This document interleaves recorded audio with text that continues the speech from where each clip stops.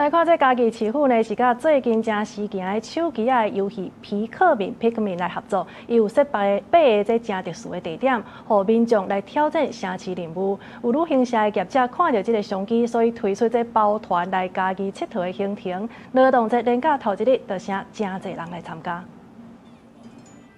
拍开手机仔电动，开始散步种花。2026家己艺术节假日天堂的手机仔电动皮克敏合作伙。针对美术馆、博物馆、文创园区等等8个所在，设计城市任务，要透过即马时行的手机电动，带动在地文化观光。我们这次有8个不同的景点的合作，从文创园区、美术馆，还有我们的中央第一商场，然后宿舍区，然后文学馆，一直到我们卡洛棒球场，总共串联8个景点。那重点是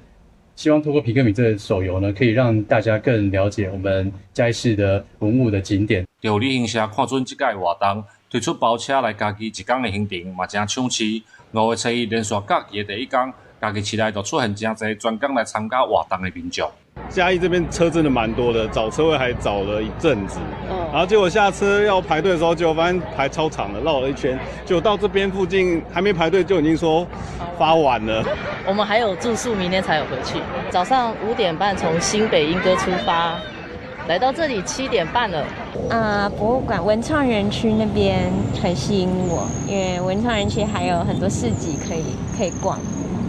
嘉义市文化局表示，这届配合艺术节的活动，用手机电动来推展在地观光，暗算要成100万人次来到嘉义市，希望推广在地文化建筑，嘛带动观光的产值。记者林慧婷，嘉义报道。